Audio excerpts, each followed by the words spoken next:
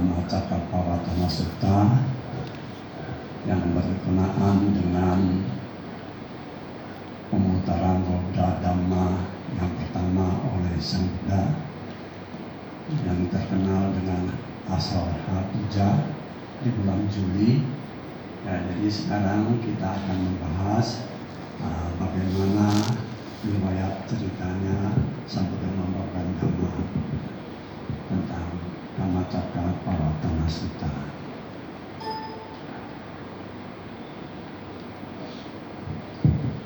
Jadi kita di sini kita mulai dari masa pelepasan agung.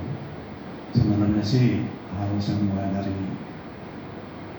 lebih awal ya, kita singkat aja, kita lihat dari pelepasan agung ya, di mana Pangeran Siddhartha setelah melihat 4 peristiwa ya, peristiwa orang tua sakit dan mati, langsung hatinya tergugah untuk mencari obat supaya terbebas dari lahir, tua, dan kematian ya, sakit, tua, kematian. Jadi untuk itu Pangeran Siddhartha mulai untuk mencari obat tersebut dan meninggalkan istana pada bulan Asada atau Asalha. Bulan Asada itu bulan Juli ya. Jadi sekarang bulan Juli pas lagi ya, di Borobudur juga lagi peringatan hari Asalha. Jadi pada umur 29 tahun ditemani oleh Channa dengan kuda Kantaka. Jadi Pangeran Siddhartha keluar dari istana untuk mencari obat.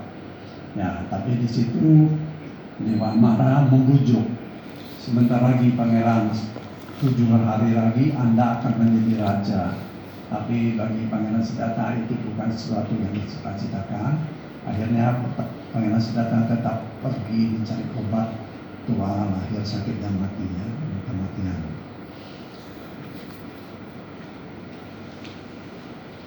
Nah, Pangeran Siddhartha waktu itu keluar dari Kapila Waktu gerbang timur ya, digunakan oleh Pangeran Siddhartha ketika meninggalkan istana. Nah, Bodhisatta meninggalkan istana, keluar untuk mencari obat agar orang ya terhindar dari kelahiran, tua, sakit, dan kematian. Intinya di situ mencari obat yang membuat orang duka ya, istilahnya duka. Orang yang lahir, tua, sakit, dan kematian itu duka.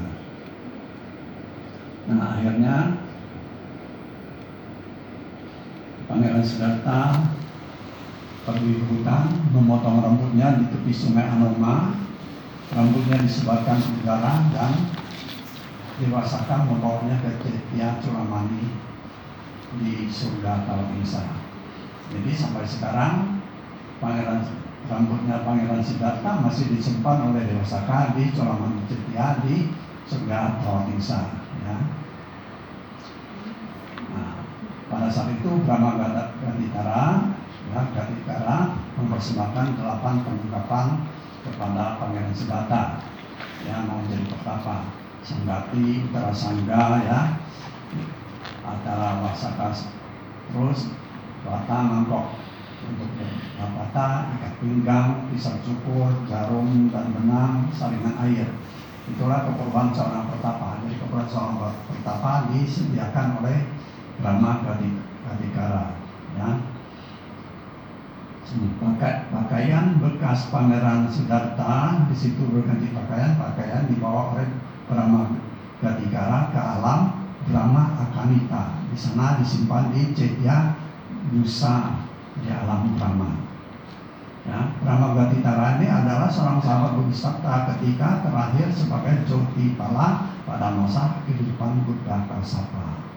Ya, zaman Buddha Kassapa zaman dulu masih temannya ya. Nah, akhirnya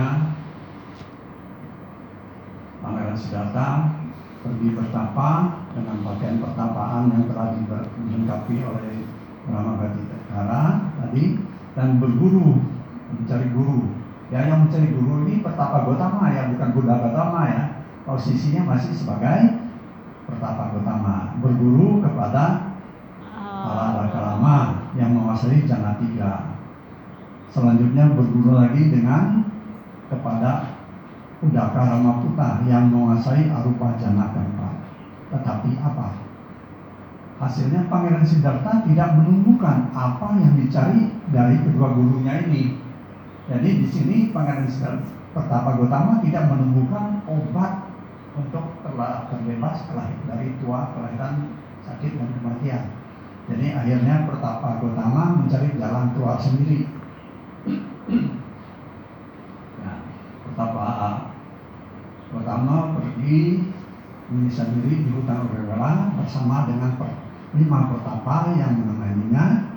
Ya, di sana Pertapa Gotama melakukan 2 hal ekstrim, ya. Berjemur di sini Gotama ini berjemur di tengah terik matahari, berendam di sungai, menahan napas, ya.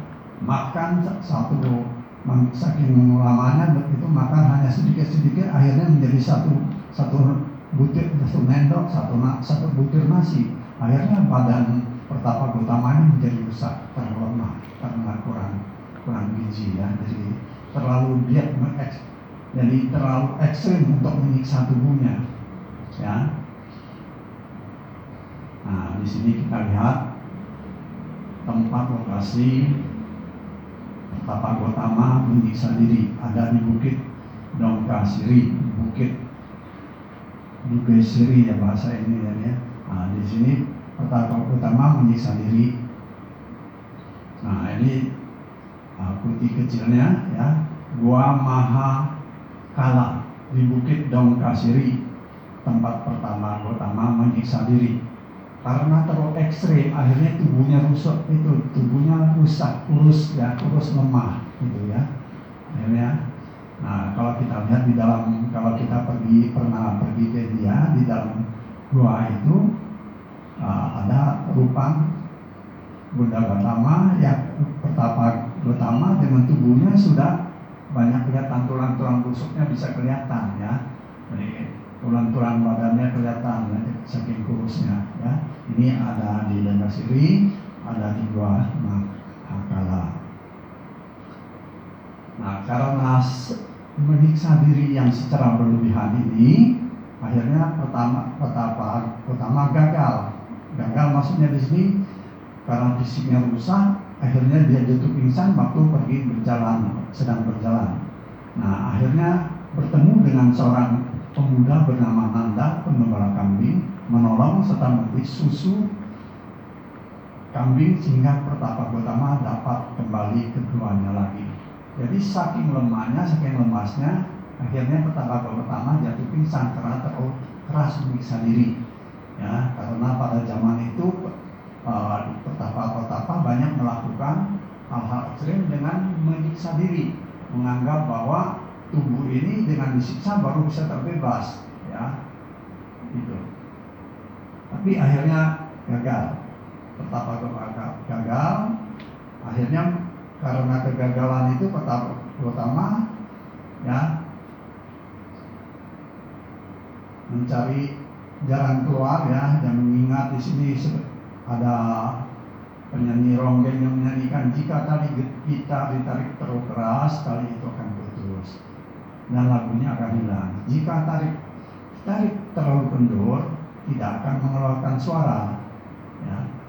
Talinya tidak boleh terlalu kendur, juga tidak boleh terkeras, ya.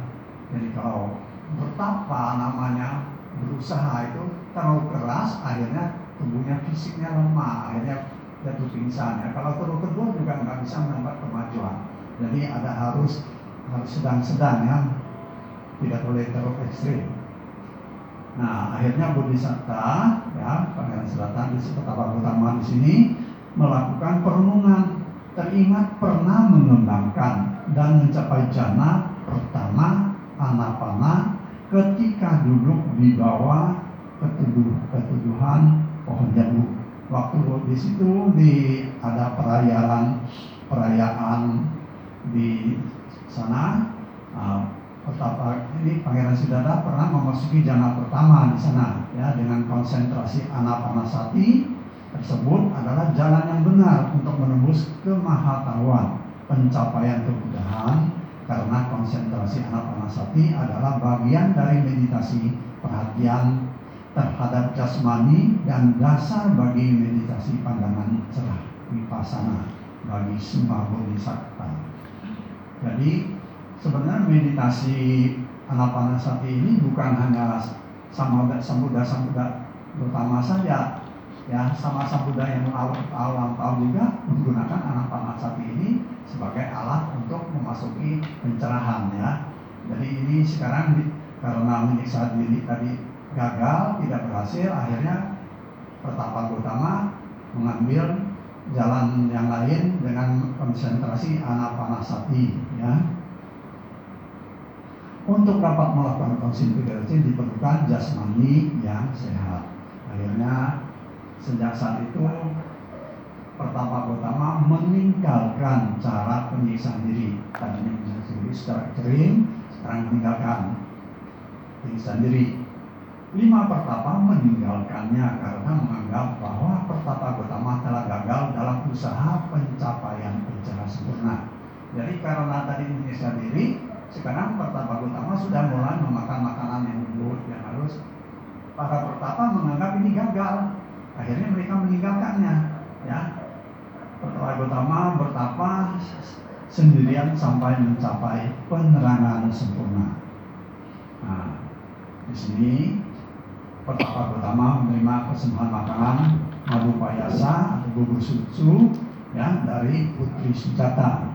Putri Sujata pernah bertekad di bawah pohon banyan tempat Pertapa Gautama dulu. Dia menganggap Pertapa Gautama sebagai dewa pohon yang telah membantunya mengabulkan tekadnya. Dulu soalnya Putri Sujata ini pengen punya anak, bertekad di bawah pohon itu, ya, ada kawul. Kalau dia dapat anak, dia akan membayar kawul. Ternyata waktu itu Pertapa Gautama lagi ada di pohon yang di itu kawul. Akhirnya Putri Sujata memberi makanan kepada Pertapa Gautama, ya, yang menganggap sebagai dewa pohon, ya. Nah, Pertapa Gautama berjalan menuju tepi sungai Niranjara. Di tepi sungai ada sebuah tangga turun yang bernama Supatita, tempat Pertapa Gautama turun dan mandi di hari sebelum mencapai kebuddhaan. Jadi sebelum mencapai kebuddhaan, Pertapa Gautama mandi dulu, bersih dulu. Setelah mandi, Pertapa Gautama menyiapkan nasi susu gana, membuatnya menjadi 49 gumpalan, kemudian memakannya semuanya tanpa minum air. Maksudnya di sini dia tekad sambut Pertapa Gautama untuk menggumpalkan makanan ini 49 gumpalan, biasanya untuk tekad dia setelah mencapai kebenaran sempurna selama 49 hari. Pertapa Gautama itu tidak makan, tidak minum, yang memasuki halasamapati, ya, memasuki kenikmatan nibbana, ya. Jadi selama 49 hari itu tidak makan, tidak minum, ya. Setelah memakan nasi susu gana, Pertapa Gautama meletakkan mangkoknya dengan berkata, jika memang waktunya sudah tiba, mangkuk ini akan mengalir melawan arus, dan suatu keajaiban terjadi. Mangkuk itu ternyata benar-benar melawan arus. Nah, itu benar-benar berarti tekad Pertapa Gautama akan menjadi Buddha itu terpenuhi, gitu maksudnya, ya. Nah, di sini dalam perjalanan ke Buddha Gaya, Pertapa Gautama menerima rumput kusa yang dipersembahkan oleh Socia, ya. Jadi kalau zaman dulu Pertapa Gautama ini kan untuk duduk meditasi itu perlu tempat duduk yang rapi, ya. Jadi pemuda Socia ini memberikan rumput untuk Pertapa Gautama untuk duduk bermeditasi, ya. Tempat Socia mempersembahkan rumputnya di sini, ya. Kalau pernah kerja, jadi bisa masih ada rupanya di sana, ya, ada tempat-tempat persejarahnya ada di sana.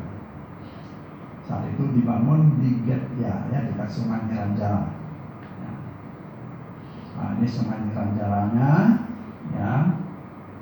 Nah, Sungai Niranjara ini tadi kalau kita lihat di skema ada pohon banyan seberang sungai, ya, ada desa Senanigama, Akhirnya menyeberang sungai baru bertapa di bawah pohon Bodhi di Bodhgaya, ya, menyeberang sungai dulu. Ya. Nah, dalam tekad yang bulat, Pertapa Gotama itu berkata dalam hati, yaitu dengan disaksikan bumi, meskipun kulitku, urat-uratku dan tulang-tulangku akan musnah dan darahku habis menguap, aku bertekad untuk tidak bangun dari tempat ini sebelum realisasi pendangan sempurna atau seorang sama Sambudi. Jadi setelah bertekad, jadi sama Pertapa Gotama ini tidak bertekad tidak akan bangun dari tempat pertapaannya sebelum dia mencapai pendangan sempurna.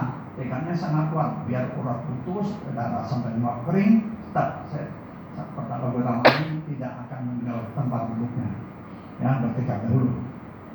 Nah, apa yang terjadi waktu Pertapa Gotama bertekad, ya, untuk mencapai pendangan sempurna? Nah, di situ muncullah Mara. Mara ini dewa nafsu, tapi kalau kita membaca di Buddha Jaya Manggala itu Mara itu yang membawa itu mengganggu Sang Buddha, ya, untuk mencapai pendangan sempurna, yang menghalangi Sang Buddha. Ya.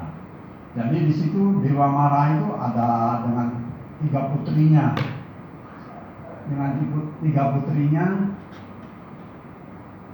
yaitu siapa? 3 putrinya Mara, putri Mara, ya, Tanha, Wirati, dan Raga. Nah, Tanha itu ingin merendah, Wirati itu ketidakpuasan, dan Raga itu jadi nafsu kesenangan indera. Ya, jadi di situ diibaratkan seperti wanita-wanita yang mengganggu Pertapa Gotama supaya tergoda. Tapi Pertapa Gotama sudah tekadnya sudah sangat kuat, tidak akan terganggu, dan dia dilindungi oleh paraminya. Ya, paraminya itu dimulai dari dana parami. Parami ada 10 parami yang dikembangkan oleh Pertapa Gotama yang Bodhisatta, ya, selama 100.000 kappa dan 4 ASEAN Kriya Kappa. Itu paraminya sangat besar, jadi hingga mampu mengatasi Mara ini, Mara penggoda. Akhirnya Mara penggoda gagal mengganggu Pertapa Gotama. Ya, akhirnya apa? Pertapa Gotama mengalahkan Mara. Mara di sini kilesa, ya, nafsu-nafsu senang indera semua itu tadi, Tanha, Arati, Raga itu terpotong, ya, dihancurkan oleh Pertapa Gotama, ya, jadinya. Jadi saat Sang Buddha Pertapa Gotama menembus kebuddhaan, ya, dia berpekik kenangan Buddha Gotama sebagai berikut. Dengan sia-sia aku mencari pembuat rumah ini telah berputar-putar dalam lingkaran tumimba lahir yang menyakitkan. Tumimba lahir yang tiada habis-habisnya. Nah, oh pembuat rumah, sekarang telah ku ketahui, engkau tak akan dapat membuat rumah lagi. Semua atapmu telah kurobohkan, semua sendi-sendimu telah kubongkar. Batinku telah mencapai keadaan nibbana, dan berakhirlah semua nafsu-nafsu keinginanku.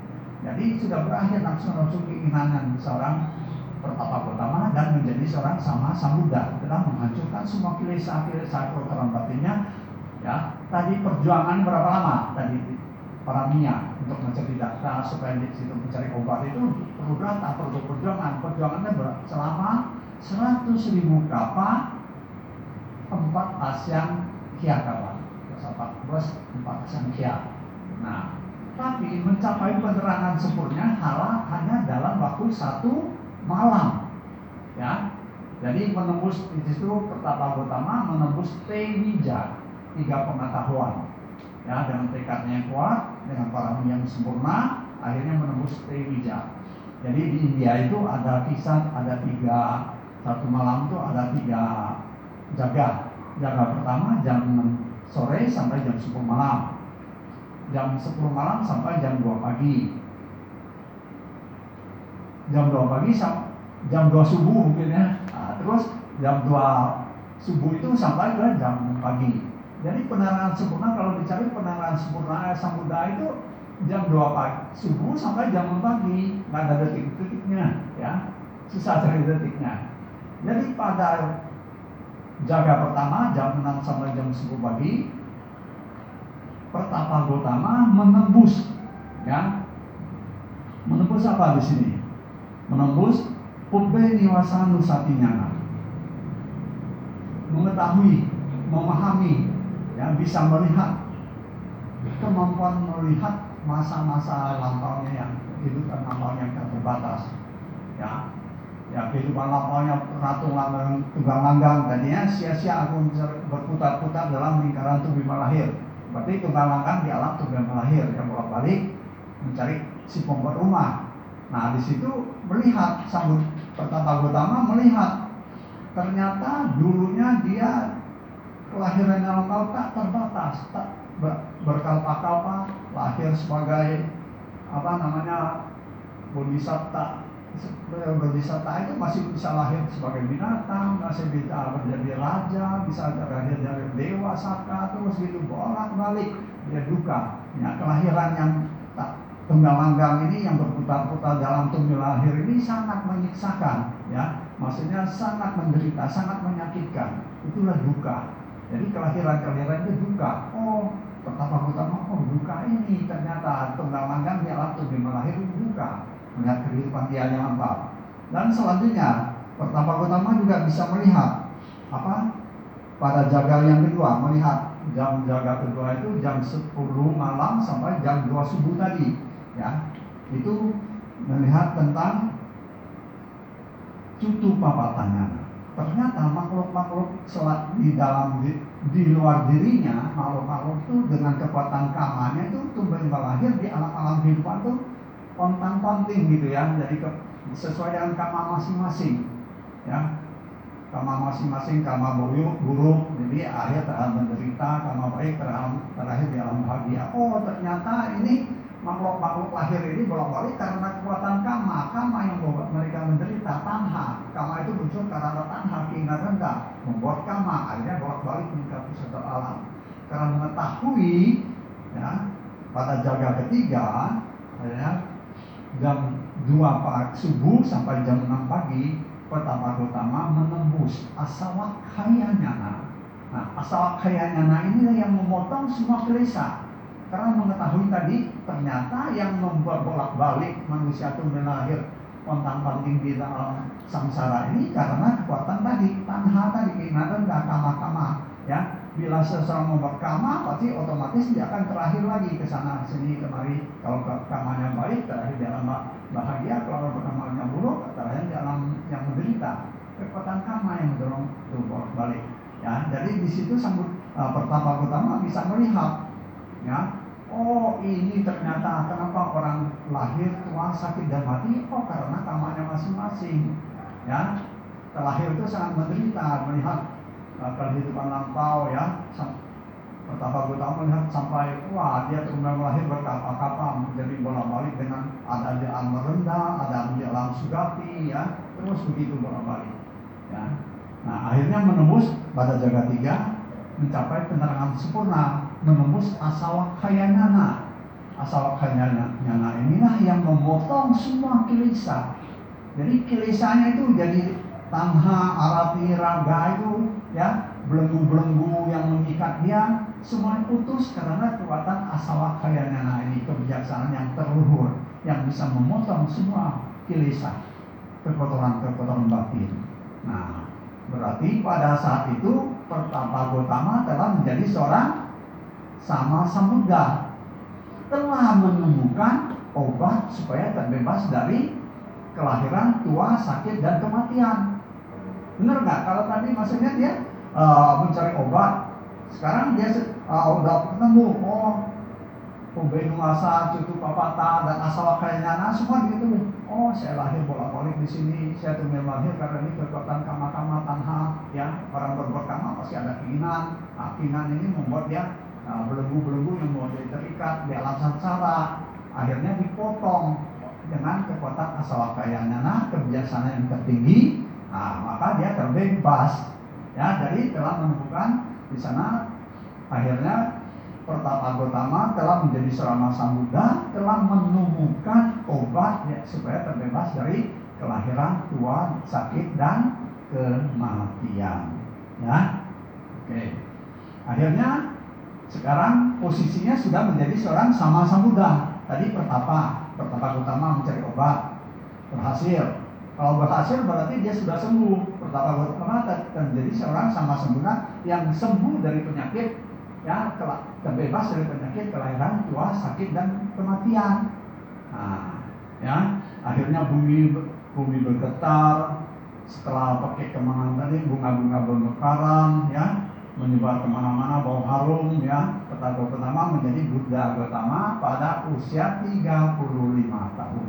Berarti 6 tahun di hutan, ya, di hutan untuk mencari obat. Tapi perjuangannya selama 100.000 kapal plus 4 asankya plus 6 tahun menyiksa diri di dalam hutan, ya, dan akhirnya menemukan obat terbebas dari kelahiran, tua, sakit, dan kematian pada usia 35 tahun, ya. Itu terjadinya pada berapa? Usia 30 tahun berarti 588 sebelum Masehi di Bodh Gaya, di bawah pohon Bodhi. Ya, Pertapa Gotama menjadi Sama Sambuddha di bawah Bodhi di Bodh Gaya, ya, pada tahun 588, ya, pada usia 35 tahun. Jadi seorang Sama Sambuddha. Nah, di sini kita lihat gambar singa. Jadi Sama Sambuddha mencapai keterangan sempurna di sini di Aparajita Palangka, tempat duduknya di bawah Bodhi, tempat Sambuddha mencapai keterangan sempurna, ya, disebut Aparajita Palangke, ya, tempat batu, tanda menunjukkan posisi tempat duduk Sambuddha saat itu mencapai keterangan sempurna. Kalau kita pergi ke dia, di sana batunya masih ada, tempat duduknya ada batu, ya, di Aparajita Palangka di bawah Bodhi itu, ya. Kalau kita pergi ke sana bisa melihat ada batunya. Nah, di sini kita bisa melihat foto rupang Buddha, ya, ada di Mahabodhi Temple di Buddha Gaya, ya, di India. Masih ada tempat-tempat bersejarahnya. Nah, ini rupanya di Buddha Gaya, ya, di Mahabodhi Temple. Nah, setelah mencapai keadaan sempurna, sebenarnya itu Sambuddha itu menikmati kenikmatan tentang ini, nibbana, ya. Ada dari minggu 1 sampai minggu ke-7 Sambuddha itu dia tidak makan. Tadi hubungannya dengan kepalang-gumpalan nasi yang dimakan 49 gumpalan itu, untuk satu gumpalan itu bisa buat satu belas seminggu. Jadi selama 7 minggu tidak makan, tidak minum. Ya, setelah 50 hari baru Sambuddha keluar dari menikmati pencerahan tentang kedamaian dalam nibbana. Akhirnya Sambuddha mulai menerima persembahan makanan. Yang pertama yang beri persembahan makanan yang pertama pada hari ke-50 adalah Tapusa dan Balika yang memberi dana makanan yang lunak kepada Sambuddha. Diterima oleh Sambuddha dengan menggunakan mangkuk persembahan emas, mangkuk persembahan 4, ya, ini 4 raja dewa dari satu Maharaja, 4 raja dewa dari satu mereka. Waktu Tapusa dan Balika memberi dana makanan, jadi satu Maharaja dari raja satu Maharaja ini memberi mangkok untuk menerima persembahan itu, ya. Pada saat itu belum ada Sangga Ratana, ya, Sangga Ratana belum terbentuk. Jadi Tapusa dan Balika masih berlindung pada Buddhang Saranang Gacchami dan Dhammang Saranang Gacchami, ya. Belum ada Sanggang Saranang Gacchami, belum, ya, ceritanya di situ. Nah, selanjutnya karena tadi Pertapa Gotama sudah menemukan obat tua, sakit, dan mati, ya, akhirnya Sambuddha menjadi Sama Sambuddha. Akhirnya Sama Sambuddha membawakan hasil penemuannya kepada umat, ya. dengan judul Dhamma Cakka Pawatana Sutta, yang Sang Buddha menurunkan dhamma ajaran ini yang sangat luas dan dalam. Jadi di sini Sang Buddha ingin membabarkan dhamma obat, ya, maksudnya obat yang terbebas dari kelahiran, tua, dan sampai mati ini, yaitu disebut jalan mulia Buddha kepada umat. Tapi masih merenungkan, wah ini amat sulit ya, dhamma ini sangat halus dan dalam. Akhirnya di sini muncul, ya, Brahma Sahampati. Ya, Brahma Sahampati datang menghormat dan memohon. Ya, kalau misalnya sekarang kita sering melihat, kalau kita sering dengar, kalau biku mau ceramah ada permohonan dhamma di sana, ya kan? Brahma Caloka. Nah, itu permohonan dari ini. Brahma Sahampati itu memohon kepada Sang Buddha, tolong babarkan dhamma kepada umat. Ya, memang dhamma aman halus, tapi ada orang-orang yang masih ada sedikit debu di matanya, jadi sudah masih bisa menerima. Brahma Sahampati memohon, ya, untuk Sang Buddha membabarkan dhamma. Nah, akhirnya Sang Buddha merenung, membandingkan ternyata memang umat manusia itu ada tingkat batinnya yang sudah mulai bersih, ya, sudah itu, ya. Diibaratkan dengan bunga teratai. Ada 4 macam tipe teratai berdasarkan pertumbuhannya, ya. Ada Uga Titanyu Ugala, Vipa Titanyu Ugala, Nea Ugala, dan Padarama Ugala. Uga Titanyu ini adalah orang yang cerdas, ibarat teratai sudah di permukaan air, sudah di atas permukaan air, ya, sudah timbul, tinggal mekar, hanya sedikit sentuh matahari dia akan mekar. Nah, ini mereka ini kalau Sang Buddha membawakan sedikit dhamma aja, 4 kebenarannya secara singkat aja, mereka langsung mencerah menjadi arahat, menjadi sotapana. Tapi kalau Vipacitanyu ini, mereka yang harus diulang-ulang, diuraikan dengan jelas, baru umatnya, pendengarnya berusaha menembus, ya. Ada yang neya ini ada ini, ya. Bukan tadi sudah itu, terus Vipacitanyu jadi masih mendengar yang diajarkan singkat, namun mesti diulang-ulang, ya, mendengarnya diurai lebih rinci. Nah, kalau Nea Pugala ini mereka yang belum dapat mencapai kesucian dengan mendengar dhamma yang secara singkat maupun secara terperinci, ya, dalam satu kali dengar, ya. Kalau mendengar 4 permulia itu mencapai kesucian bisa setelah satu hari 1 tahun, ya. Ada teman-temannya yang terus menerus untuk mendukung. Jadi ada yang bertahun-tahun yang baru bisa mencerah. Ya, jadi ada tipe yang 3, Nea Pugala. Kalau tadi tipe yang Vipacitanyu didengar 4 kemudian lebih singkat, tapi harus lebih rinci. Tapi kalau yang tadi yang Uga Titanyu sering dengar, ya, mereka ngomongin 4 orang mulia jika hanya diajar secara tingkat aja, seperti 5 orang pertama, hanya secara singkat langsung menembus, ya. Kalau yang ini Vipacitanyu ini jadi bisa seperti Yasa dan kawan-kawan yang 60 arahat, ya, tapi ada pemerayaannya lebih kan, umat awam dihantar dulu dengan dana sila, terus akhirnya baru bisa menembus, baru dapat bermulia, dan bertahap. Jadi Sang Buddha bisa melihat mana kualitas yang apa tadi Vipacitanyu ada yang ini, ya, Neya ada yang Uga Titanyu, ya. Kalau Uga Titanyu itu kelima pertapa, Sang Buddha ngasih singkat langsung 4 kemulia, ya, langsung membawa tentang Anatalakana. Tapi kalau untuk yang niat tadi yang Vipacitanyu itu diurai dari dana sila keberatan 60 arahat tadi, ya, sampai diurai dulu, akhirnya baru bisa masuk ke Arya 4 keberatan mulia. Jadi bertahap-tahap, tergantung Sang Buddha paham mana yang umatnya itu, mana yang bisa langsung kasih yang tinggi, harus ada, mana yang harus dari yang dasar dulu, ya. Terus ada yang istilahnya berkali-kali nggak nembus ya, tapi akhirnya bertahun-tahun baru nembus.